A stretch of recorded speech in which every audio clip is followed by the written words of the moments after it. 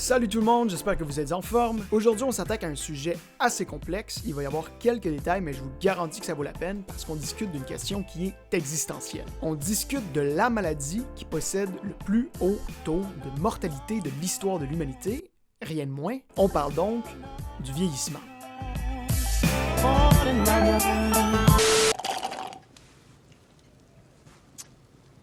Well, gentlemen, you had my curiosity.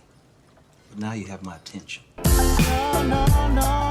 Je vous entends, Justin, le vieillissement, c'est pas une maladie, c'est un processus naturel de la vie. Ben si je vous disais qu'on se trompe en fait, puis que c'est peut-être même la mère des maladies.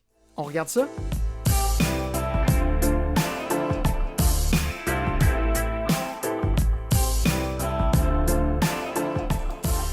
Si on prend une seconde pour y réfléchir, vieillir, puis éventuellement mourir, c'est tellement ancré dans notre vie de tous les jours qu'on s'arrête rarement pour réfléchir à qu'est-ce qui cause le vieillissement. Puis c'est pas juste vous, c'est pas juste moi, le vieillissement, c'est un concept qui est très mal compris, qui est très peu étudié au sein de la communauté scientifique. Pourtant, c'est fondamental de comprendre le vieillissement parce que de vieillir, ça veut pas juste dire d'avoir des cheveux blancs puis un peu mal dans le dos quand on va avoir 70 ans. Le vieillissement, c'est la cause principale de cancer, de diabète, de maladies cardiovasculaires, de maladies neurodégénératives et bien d'autres maladies. Vous m'avez bien compris, j'ai dit que le vieillissement, c'est la cause principale. Ça veut dire que c'est pas le manque d'activité physique ou la cigarette ou la malbouffe. Plus fort que ces facteurs-là, il y a le vieillissement.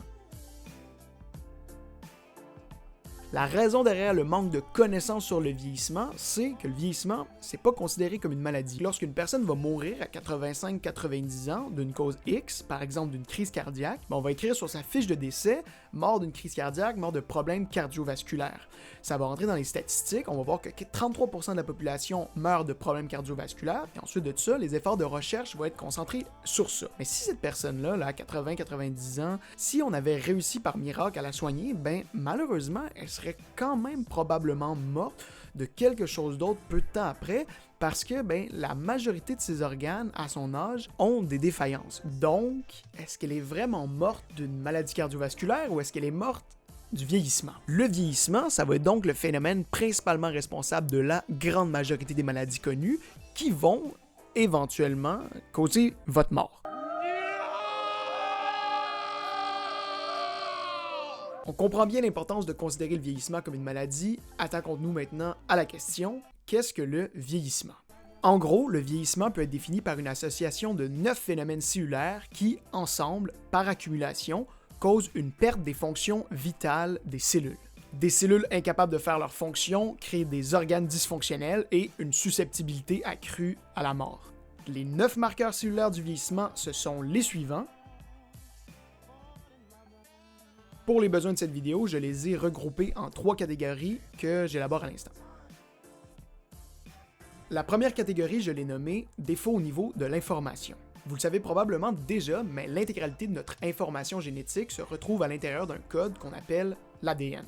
Ce code-là, il est propre à chaque personne, c'est ce qui définit ce qu'on est. Et chacune de nos cellules possède son propre exemplaire complet de notre ADN. Mais il y a une twist. Parce que comme vous l'avez certainement remarqué, malgré qu'ils partagent le même ADN, mon œil ne ressemble pas à mon gros orteil ou aux cellules de ma peau. Il y a donc une lecture différente de notre ADN en fonction des tissus, de l'organe où on se trouve. Le phénomène responsable de ça s'appelle l'épigénétique, qui limite la lecture de l'ADN en fonction des besoins de la cellule.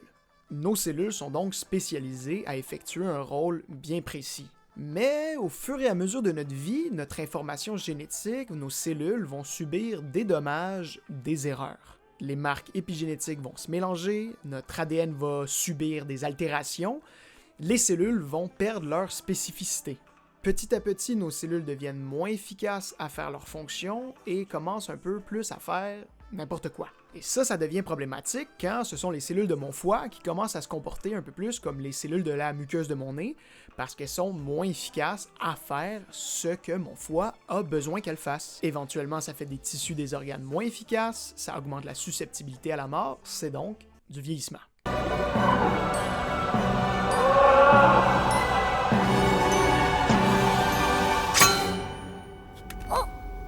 deuxième catégorie, je l'ai nommée « Toute bonne chose a une fin », ce qui est un peu contradictoire avec ma vidéo, je le sais, mais c'est le meilleur titre que j'ai trouvé. Cette catégorie-là, c'est celle que j'aime le plus. C'est une espèce d'horloge cruelle que l'évolution a imposée à nos cellules.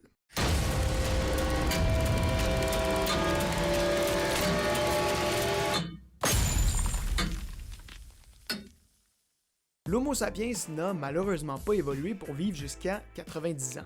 Pour vous donner une minusculissime introduction à la théorie de l'évolution de Darwin, nos gènes ont été sélectionnés évolutivement pour une simple raison, c'est-à-dire pour assurer notre reproduction, ou plus précisément pour assurer leur propre transmission. Donc pour faire du bon anthropomorphisme et pour sursimplifier la théorie de l'évolution de Darwin, nos gènes ont pour seul but d'être transmis. Faute de quoi, à l'intérieur de notre corps, il y a de nombreux mécanismes dont les effets bénéfiques vont avoir lieu uniquement au début de notre vie, avant qu'on ait transmis nos gènes, mais qui vont devenir désuets, voire même néfastes plus tard dans notre vie. Je vous donne un exemple, celui des télomères et des cellules sénescentes. Les télomères, ce sont de longues séquences d'ADN qui ne codent pas pour de l'information génétique.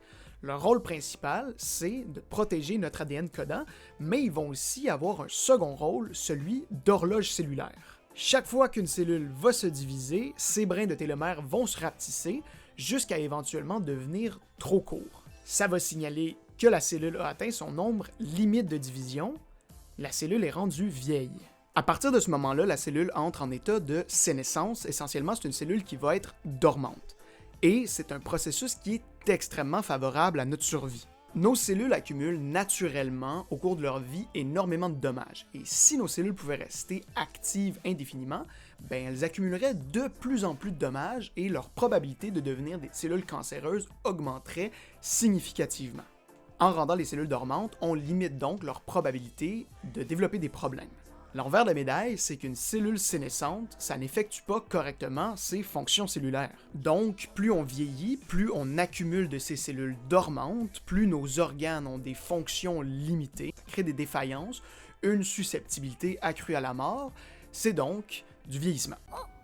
Notre troisième et dernière catégorie va s'appeler « Les petits problèmes en font des gros ». C'est une large catégorie qui inclut un amalgame de défauts fonctionnels non génétiques qui surviennent de manière naturelle dans nos cellules. Parce que rien n'est parfait et que nos systèmes imparfaits font des erreurs. Juste pour donner quelques exemples, on pourrait avoir l'augmentation du nombre de protéines ou de mitochondries dysfonctionnelles, ou encore des défauts au niveau de la communication entre cellules. C'est des petits défauts qui, individuellement, n'ont pratiquement aucun impact sur l'organisme, mais en s'accumulant, vont devenir problématiques. Et le plus important, c'est qu'ils interagissent les uns avec les autres et s'aggravent mutuellement. Par exemple, on pourrait s'imaginer qu'un dommage à l'ADN pourrait causer un moins bon contrôle de la qualité des protéines, que ces protéines nuiraient à la communication intercellulaire, ce qui ferait en sorte qu'on aurait un dérèglement de la détection des nutriments, en réponse à quoi notre cellule deviendrait plus active et accumulerait davantage de défauts. On voit comment tout ça peut être entremêlé. On va s'arrêter ici pour la troisième catégorie parce que c'est beaucoup de détails. Bien entendu, vous l'aurez compris, avec mes trois catégories, je n'ai touché qu'à la surface du problème. Chacun des 9 marqueurs du vieillissement se ramifie ensuite en un problème complexe dont on pourrait parler pendant des heures et des heures.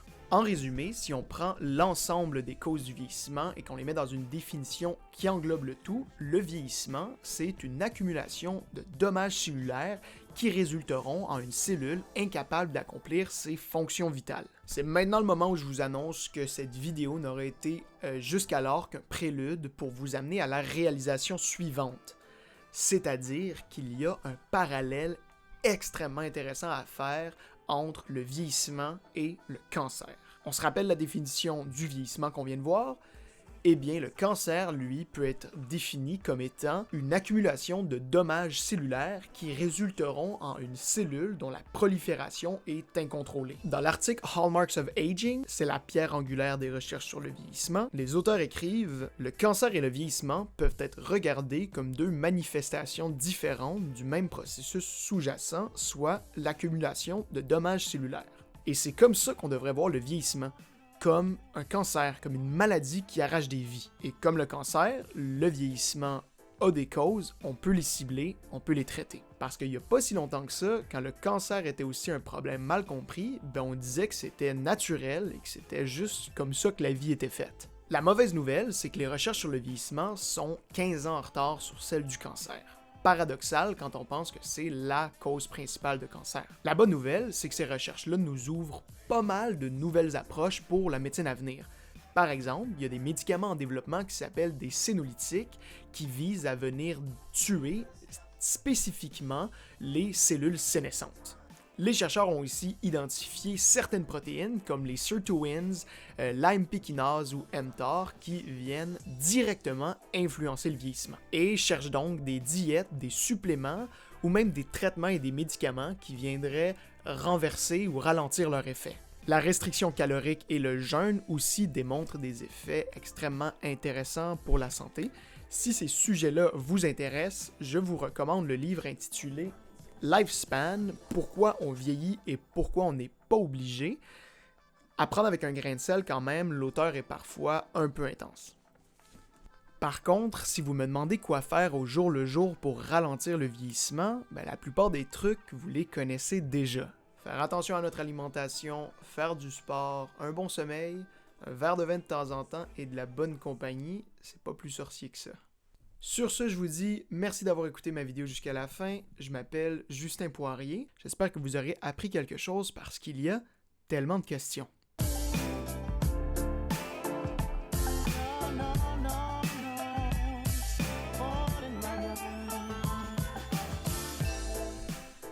Merci tout le monde. Et n'hésitez pas à m'écrire des commentaires pour dire ce que vous avez aimé puis ce que vous avez pas aimé, si vous trouvez qu'il y avait trop de détails, pas assez de détails, on rentre plus en profondeur ou pas. C'est vraiment la première fois que je fais ce style de contenu-là, de la vulgarisation scientifique. Donc, les suggestions sont vraiment les bienvenues. Personnellement, j'ai trouvé que ce sujet-là, il était un peu sérieux, même si j'ai trouvé super intéressant.